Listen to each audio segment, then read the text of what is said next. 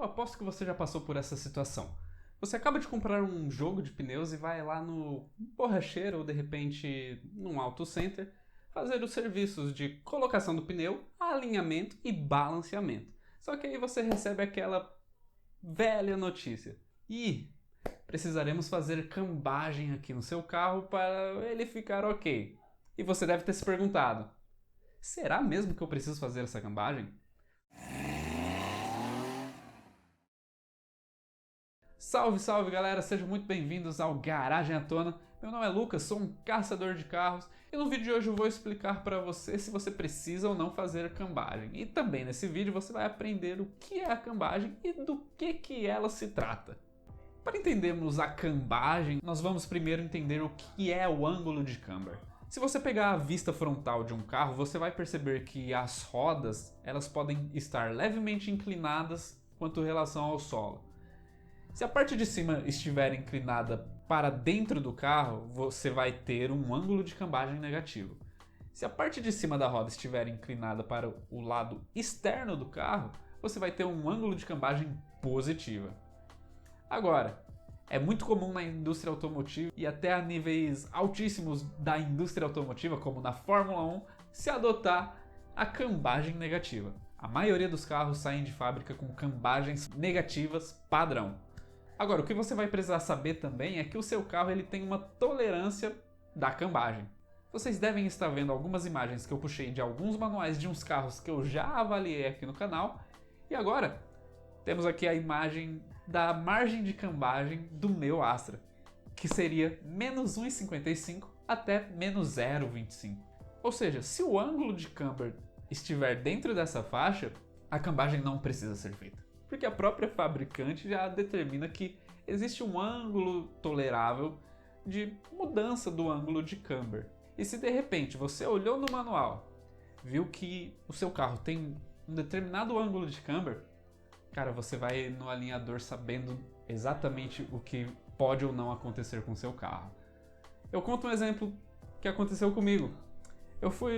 Acabei de trocar um par de pneus, troquei o par de pneus dianteiros, tem até um vídeo aqui.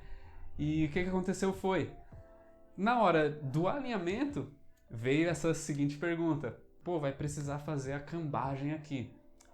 E ele realmente me mostrou que existia um ângulo ali de cambagem, só que esse ângulo ele estava determinado na região.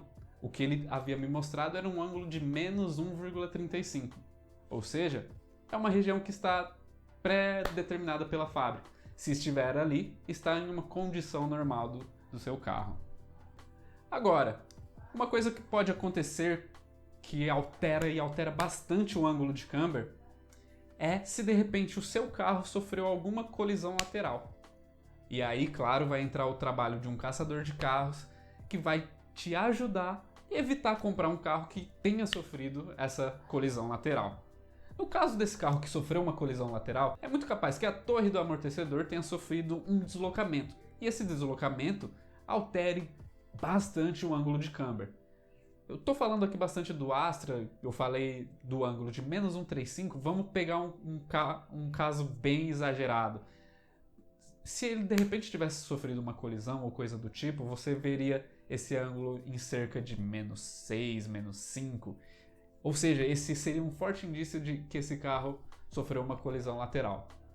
E claro, com o serviço de caçador de carros, você vai evitar comprar um carro que sofreu esse dano lateral e que esse ângulo de camber exagerado vai realmente desgastar mais o seu pneu.